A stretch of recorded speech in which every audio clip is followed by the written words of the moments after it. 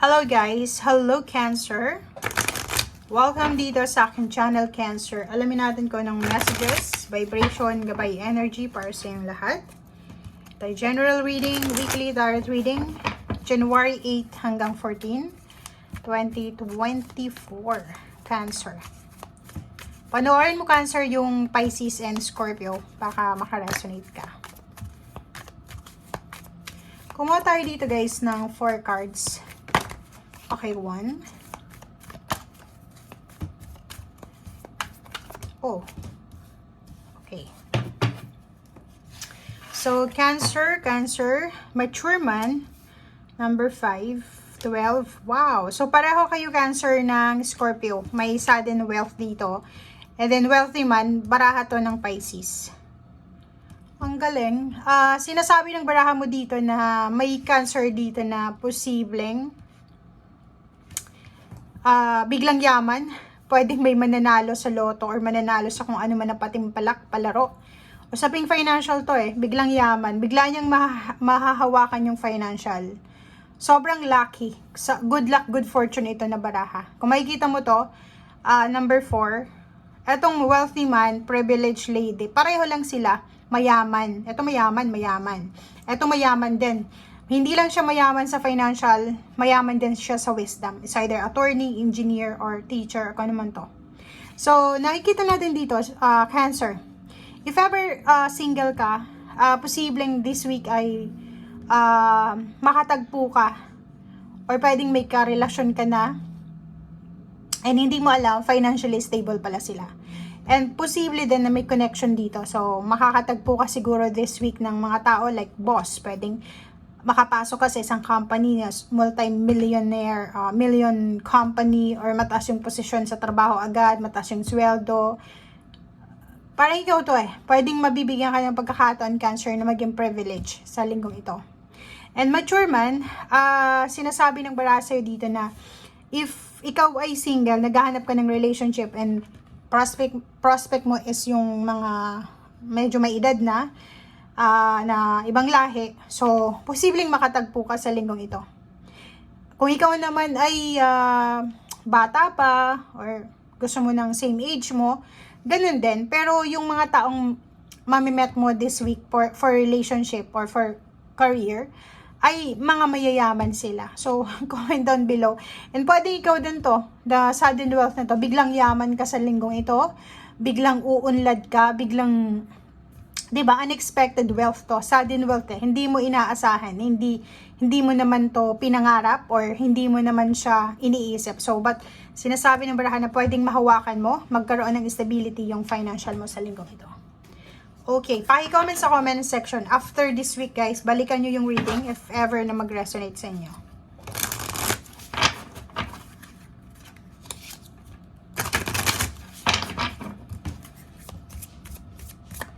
Ang galing ng barahan nyo, Cancer.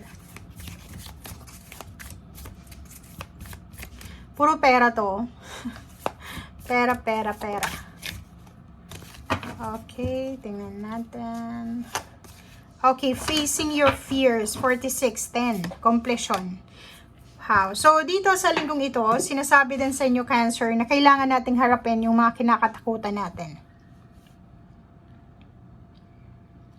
Sinasabi ng baraha na kailangan natin na hanapan or kailangan nating i-resolve yung connection natin sa ating universe. Parang siguro may iba sa inyo dyan na yun, connection to yung sinasabi ko sa kanina, pwedeng connection to, it's either boss, mga makapangyarihan sa mundo or sa community nyo, parang gano'n. So, nakikita natin dito na kailangan mong palakasin yung connection mo sa Panginoon and sa ibang tao. Okay? Stay peaceful and calm. Lalo na kung ikaw ay biglang yaman. Lalo kung bigla kang nanalo sa loto or bigla kang nanalo sa basta malaking halagang pera to. Lump sum. Enormous. Diba? So, kailangan nating kalmahin ang ating sarili. Diba? So, kasi may iba na hindi nila makontrol ang kanilang emotion. Diba? Nagpo-post agad sa mga social media. So, if ever man na ikaw ito, na tinutukoy ng barahan na pwedeng biglang yaman, kailangan mong kalmahin ang sarili mo. Okay? Kailangan mong, ano lang, kung ano lang yung naging buhay mo dati nung walang-wala ka. Ganun pa rin. Yung parang hindi mo kailangan i-showcase sa mga tao. Kasi once na, pinakita mo yan sa mga tao, parang magiging subject ka ng evil eye. Magiging subject ka ng mga jealousy, mga tao na gusto kang hilahin pababa. May ganun eh. So, kailangan mo yun nabantayan. Lalo na may sinasabi yung barahan na biglang yayaman, financial success, or paano pa nito. Ang galing na ito.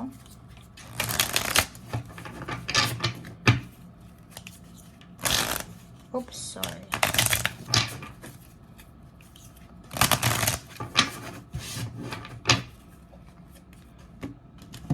Oops.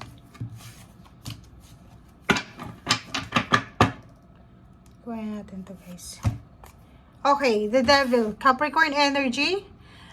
Lumabas din to sa Pisces. Mag-iingat kayo sa linggong ito kasi itong Capricorn energy na yan, pwede yan na lumabas sa lahat ng areas sa buhay mo. Relationship, pwedeng may temptation sa relationship, sa pera, sa mga anak mo, kung may anak ka, sa mga malilit na individual sa buhay mo. Okay. So, yun. Nakikita natin dito, mayroon ditong Cancer na may iniisip kayo na paraan para mas madagdagan yung income. May iba na gustong mag-travel, maghanap ng trabaho sa ibang bansa or sa malayong lugar. Kung makikita mo to, pwedeng may matatanggap ka this week ng offer ng job or partnership, negosyo, or kano pa man. And, ingat ka sa isang Capricorn. Dahil, if ever in a relationship ka sa Capricorn or may kakilala kang Capricorn, pwedeng siya ay maging hadlang sa plano mo na to na pagbabago. So, if may plano kang travel, huwag mo munang ipagsabi. May plano kang lumipat ng bahay, parang ganun. Gusto mong lumipat ng bahay, lumipat ng trabaho, baguhin kung ano yung gusto mong baguhin. I-keep mo muna yan sa sarili mo, diba? Kailangan mo munang isikreto yan. Okay, Page of Pentacles and King of Swords. So, sa linggong ito, sinasabi ng baraha mo na yung focus mo, Cancer, sa linggong ito is yung future financial success. So, lahat ng gagawin mo sa linggong ito, kailangan mong pag-isipan na dapat ito ay konektado sa future mo. Parang, kung ano yung gagawin mo ngayon, alam mo yon na yun yung, ang result nun is sa future, bukas, kinabukasan. So, yun ang kailangan bigyan ng focus.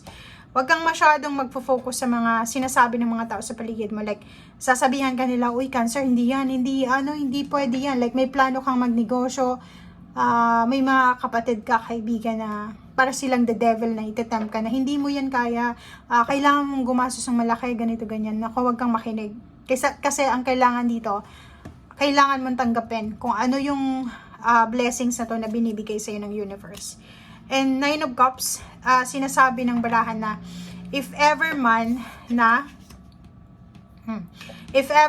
guys na may gawin ka sa linggong ito or kung ano man ito na blessings, yun nga, sudden wealth, money, trabaho, relationship na dumating sa'yo sa linggong ito, eto talaga yung magdadala sa'yo ng yung overall happiness. Hindi yung superficial happiness. Kasi siya siya yung parang pag nangyari to, itong mga 4 cards na to, pag nangyari to sa buhay mo, pwede kang pumasok sa bagong syempre, di ba, pag halimbawa nagkaroon ka, nanalo ka sa loto or nagkaroon ka ng lump sum ng pera, syempre, magpapatayo ka ng bahay sa malaking bahay na siya, di ba? Pero, still humble ka pa rin. And sinasabi ng baraha, medyo, syempre, magbabago yung status mo sa buhay, magbabago yung mindset mo, focus ka na sa mas lalo mong pagiging magiging masipag ka, mas i-improve mo yung, palalakihin mo yung perang makukuha mo, parang gano'n. So, ito yung sinasabi ng baraha sa'yo. So, if ever man, kasi yung temptation dito may temptation, di ba? May mga taong nanalo sa loto na 2 years lang, naubos na yung pera nila. may mga taong pinamanahan, after ipamana sa kanila ng namatay na kamag-anak, binenta. So wala na, ubos na. So dito sinasabi ng barahan na mag-focus ka. Kailangan mong, if ever na makatanggap ka ng malaking halagang pera or swerte, kailangan mong i-multiply ito. Huwag mong ubusin. Parang ganun yung sinasabi. Okay, i-multiply mo. Para din to sa'yo, para din sa pamilya mo. And the lovers dito sinasabi na if ever pareho kayong Cancer ng relationship mo, maganda yung teamwork nyo yung dalawa. Kasi talagang isi-save nyo yung pera. Talagang mas mag-i-improve yung financial na situation nyo. Okay, so thank you guys and see you again. Bye!